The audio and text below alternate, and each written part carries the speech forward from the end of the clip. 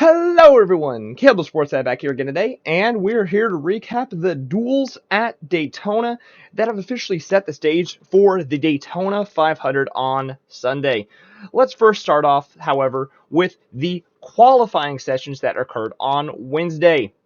Now, let's start off with the first big story from these qualifying sessions, which are the two drivers that will start on the front row for the 500. Those two drivers being Alex Bowman, who yet again has qualified on pole for the Daytona 500, and will start on the front row for a sixth year in a row, a record-tying sixth year in a row, by the way. And who will be joining him on that front row starting second? None other than his teammate, Kyle Larson. So yet again, Hendrick Motorsports sweeps the front row of the 500. It's kind of just become a tradition that Hendrick will have at least one or both cars of their four drivers on the front row. So not a shock here. The big question is, can they finally actually go put a car in victory lane on Sunday, as they have not done that since 2014 with Dale Earnhardt Jr. Now, the other big storyline going into Wednesday's qualifying sessions were the six drivers trying to qualify for the 500, as they do not have set charters. They're just driving a part-time race, a one-off race. And those six drivers being Jimmy Johnson, Travis Pastrana, Connor Daly, Austin Hill, Chandler Smith, and Zane Smith, those two guys having no relation to each other. And which two drivers qualified with the fastest speed? Two of them could qualify based off speed on Wednesday, and those two drivers were, how about seven-time champion Jimmy Johnson, racing the 84 for the now rebranded Legacy Motor Club. He was the fastest out of those six drivers, so he clinched his spot. And who was the other guy that clinched his spot? How about Travis Pastrana, driving the number 67 for 2311 Racing. And honestly, I have not seen a guy more happy to qualify for anything than Travis Pastrana after he got out of that car, realizing he was set in stone to race the 500. He did not have to worry about the duels. He could just sit back and relax and get ready for the race on Sunday. So that did set up, however, who was going to have to compete in the two duels. Now, in duel number one, it would be between Zane Smith and Chandler Smith. And in duel number two, it would be between Austin Hill and Connor Daly. Now, with all of that set up, let's just jump into the first duel. Now, the first duel is pretty much what I expected from the duels. Not too much going on. Freight train. And, nothing crazy really happening until the final lap. These guys usually like to sit back and not really waste the equipment or go too crazy. It's a dual race. It's an exhibition race. You're pretty much just trying to set your spot up for the 500. Now, while I get why everything happens, it's a long race. It's 60 laps. It goes over a fuel window. And when you only have 20 to 21 cars on the track, you're not going to see a lot of craziness. So I'm not a huge fan of how long the duels are, in my opinion. I would love to see them cut the duels actually in half to about 30 laps, as I would think it gives the drivers more incentive to actually go race for position and actually battle. It kind of takes away having to have a random green flag pit stop in the middle, and I feel like it would make the race more precise and more hectic and entertaining for everybody, and actually put it into the drivers' hands that are also trying to qualify. Those drivers obviously being, in this one, Chandler and Zane Smith, who are trying to qualify. And it doesn't just make it to where, hey, you know what, we just got to hope that when we do make the green flag pit stop, we're making with everybody else, and we don't just get set aside.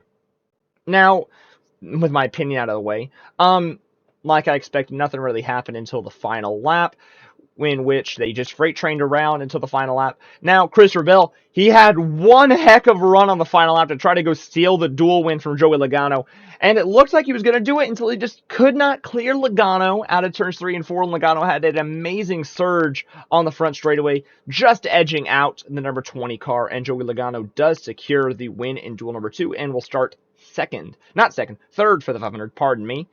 And now, for the two drivers that were fighting for the spot, it was between Zane Smith and Chandler Smith again.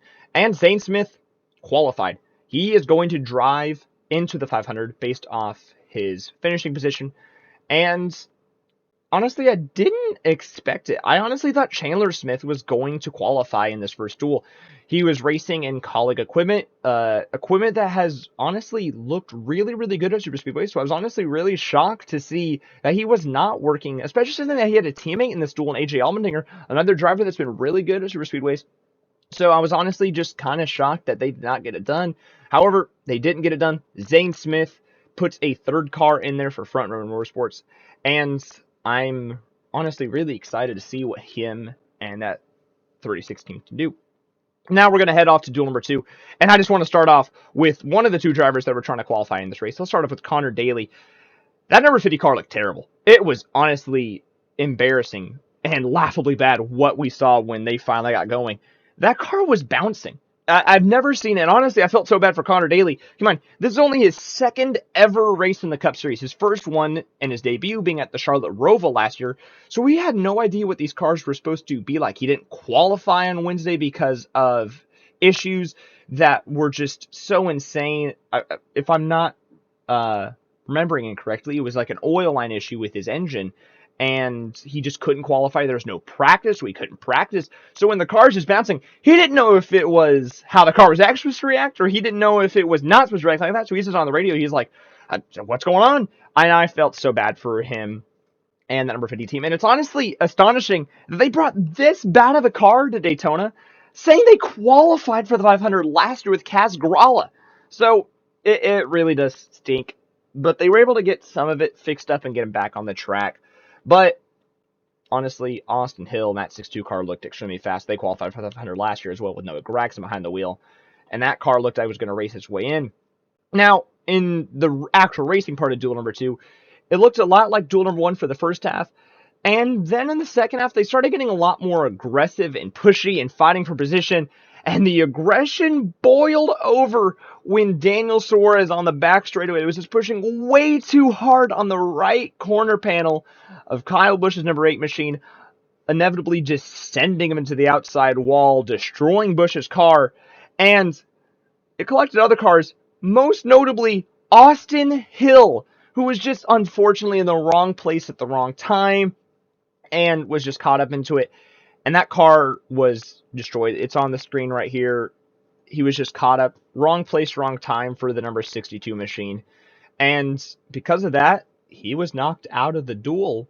And because of that, and the fact that Connor Daly was able to just finish the race, Austin Hill does not qualify for the 500. And Connor Daly and that number 50 machine is going to race in the Daytona 500.